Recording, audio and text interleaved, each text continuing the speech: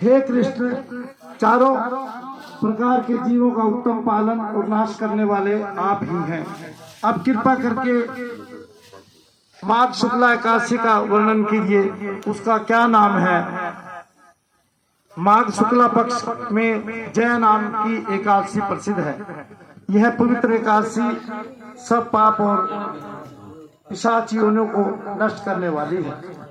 इसका व्रत करने से मनुष्यों को प्रेत योनि नहीं मिलती। इसकी सुंदर कथा जो पद्म पुराण में कही गई है उसे सुनिए। एक समय इंद्र स्वर्ग लोक में राज्य कर रहे थे। देवता उस मनोहर स्थान में सुख से निवास करते और अमृत पान करते थे। अप्सराएं का सेवन करती। वहां कल्प वृक्षों से शोभित चंदन वन था। एक समय वहां इंद्र से बहुत प्रसन्नता के 50 करोड़ नायिकाओं से नृत्य करवाया।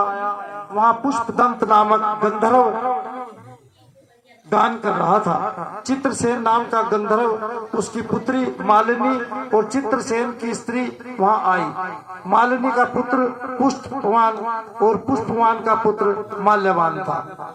पुष्पवती नाम की गंधर्वी माल्यवान गंधर्व पर मोहित हो गई।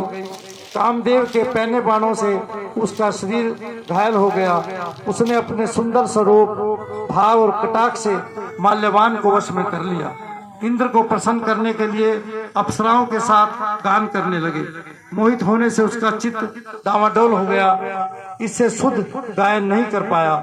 परस्पर दोनों की दृष्टि बंध गई और दोनों कामदेव के वशीभूत हो गए। तात और राग बिगड़ने से इंद्र उन दोनों के मन की बात को जान गया।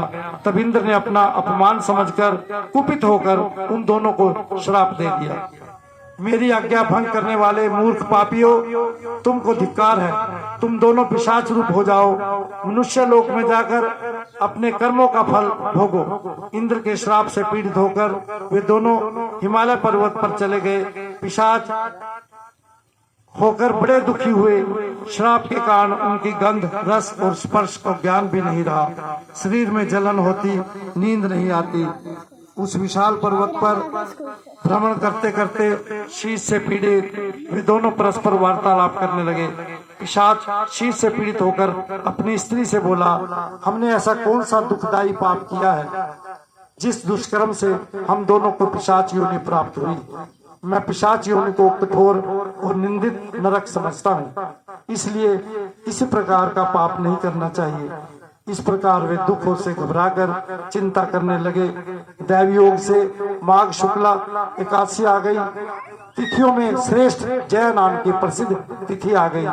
उस दिन उन दोनों ने कुछ आहार नहीं किया। वे दोनों दुखी होकर पीपल के पेड़ के पास पड़े रहे। उसी तरह पड़े हुए सूर्य अस्त हो गया। रात हो गई। जाड़े से कांपने लगे और जड़ सलीखे हो गए। शरीर और भुजाओं से परस्पर आलिंगन किए हुए पड़े रहे। न नींद आई, न सुख मिला, न मैथुन की इच्छा हुई। हे राजन, इस प्रकार इंद्र के श्राप से पीड़ित उन दोनों दुखियों की रात्रि बड़े कष्ट से व्यतीत हुई। परंतु एकादशी के व्रत और रात्रि में जागरण करने से उन दोनों को व्रत के प्रभाव से जो फल मिला उसे सुनो। हे नृत्य, जय एकादशी का व्रत करने से और विष्णु के प्रभाव से द्वादशी के दिन दोनों पिशाच योनि से छूट गए।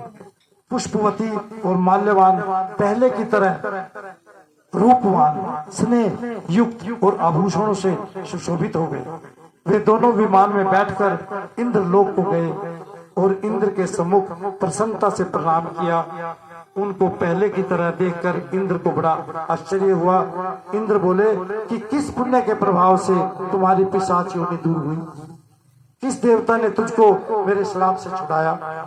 माल्यवान बोला, वासुदेव की कृपा से जया एकादशी के व्रत से हमारा श्राप मोचन हुआ है। फिर इंद्र बोला, एकादशी का व्रत और विष्णु की भक्ति करने से तुम पवित्र हो गए हो।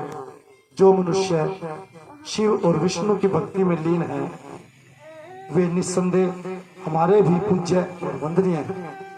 अतः पुष्पवती के साथ स्वर्ग में सुख से विहार करते इसलिए जय एकादशी का व्रत जो कोई श्रद्धा से करता है वह करोड़ों कल्पों तक वैकुंठ में वास करता है। इस दिन धूप दीप नैवेद्य से विष्णु भगवान की पूजा की जाती है और उस दिन गोंदगिरी जो गोंद होता है उसके साठे का आहार लिया जाना चाहिए।